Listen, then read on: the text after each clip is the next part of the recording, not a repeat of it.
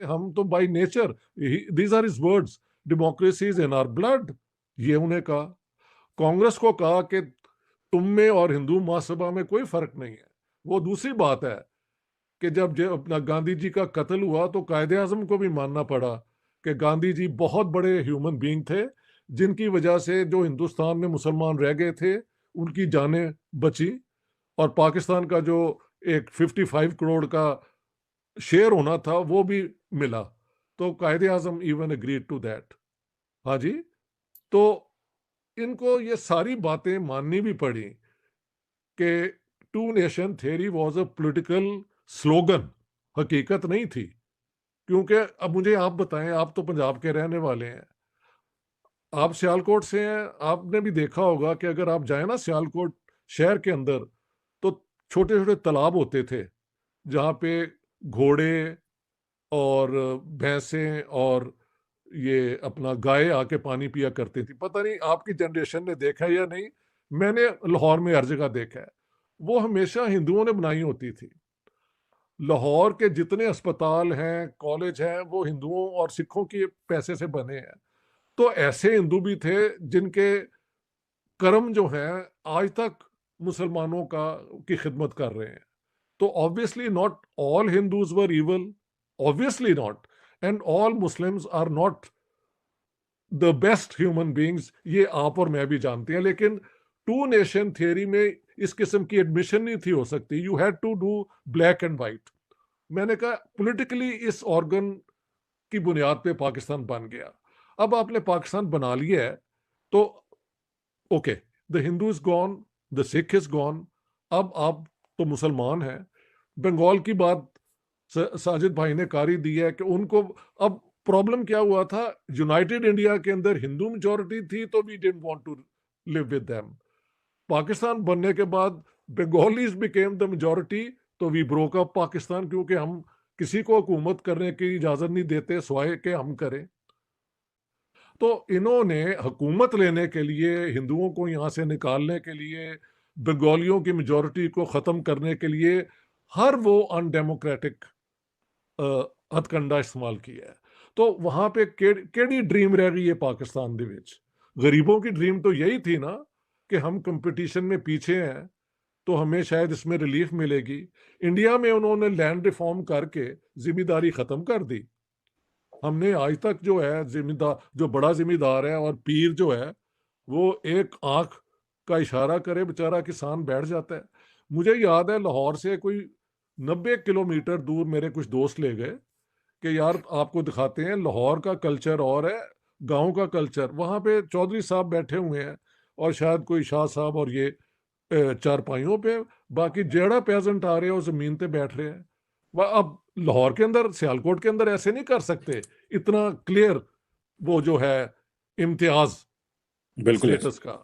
लेकिन you get out of the urban cities and this is the truth of Pakistan. बिल्कुल इसके अलावा अगर आप इंडिया में हो और आप किसी को सो कॉल्ड लो कास्ट को इंसल्ट कर दें, वो पुलिस में जाके केस कर देता है, बिकॉज 1955 के बाद untouchability is a criminal offence.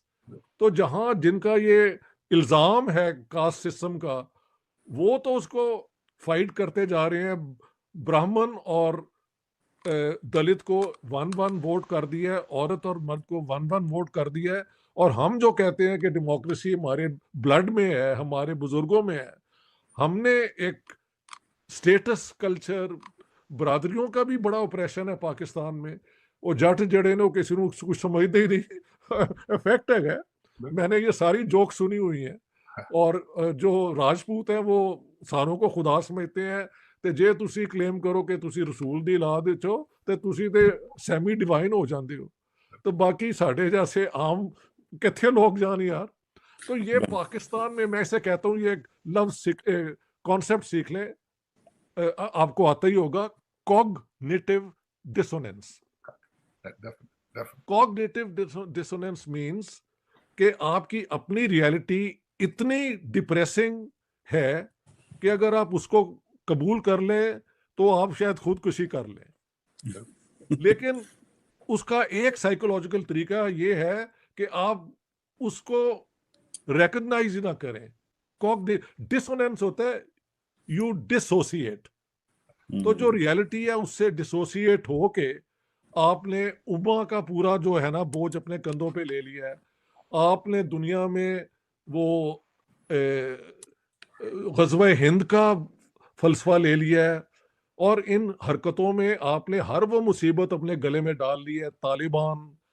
Taliban, तहरीक तालिबान, लब्बाए तहरीक, अब बलोच भी आपके खिलाफ हो गए हैं। तो sir, where is the dream? Tell me what was the dream?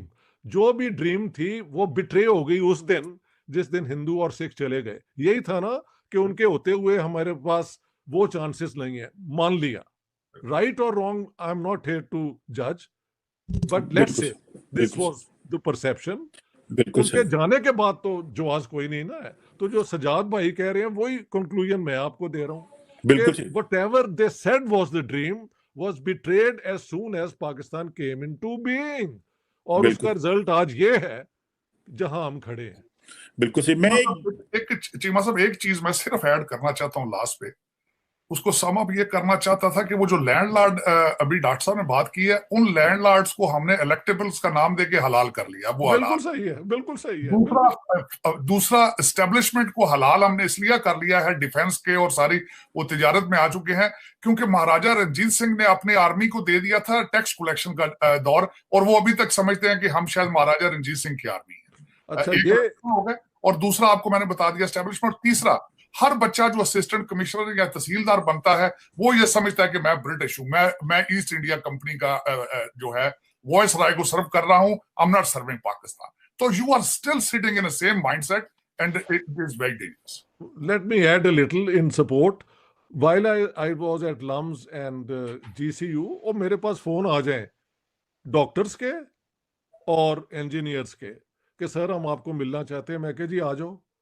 वो सबका ये था कि जी हम डॉक्टर हैं, इंजीनियर हैं, लेकिन हमने CSS का इम्तिहान पास करना है। मैंने कहा यार, इस गरीब मुल्क ने अपने रिसोर्सेज पता नहीं कितने मिलियंस लगा के तुम्हें डॉक्टर बनाया है, तुम्हें इंजीनियर बनाया है। You have the finest professions. आप पाकिस्तान की कम से कम 10 साल तो खिदमत करो यार, रिटर्न समथिंग। उन्हें कहा जी उत्थे गालां पैंदियां ने ते हम तो हुकूमत होगी, डंडा होगा तो जाएंगे कर लेंगे। आई वॉज शॉक्ड, क्योंकि जब हम बड़े हो रहे थे तो मोहल्ले में जो डॉक्टर होता था वो उसकी सबसे ज्यादा इज्जत होती थी। मास्टर जी आ जाते थे, उनकी बहुत इज्जत लोग करते थे, क्योंकि एक इल्म देता था, एक जब बुरा वक्त आता था आपकी तीमारदारी करता था। अब वही doctor they want to be CSS officers. Female doctors भी आ गई मेरे पास। मैंने कहा मैं तो बिल्कुल आपके इस बातों से खिलाफ हूं। मैंने कहा मेरी फर्स्ट पोजीशन थी MA पॉलिटिकल साइंस में, तो I didn't sit in the CSS exam, क्योंकि मैं उस जमाने में लेफ्टिस्ट के साथ आ गया था, एन आइडियलिस्ट पर्सन। मैंने कहा पाकिस्तान के लोगों की खिदमत पढ़ा के भी की जा सकती है, नॉट बाय हैविंग द डंडा इन माय हैंड। आप मेरे पास आ जाते हैं कि CSS वो बिल्कुल सही कर रहे हैं। वो मरीजों को टीके नहीं लगा रहे, अब वो पाकिस्तान को टीके लगा रहे हैं। वही ना, अब ये सारी बातें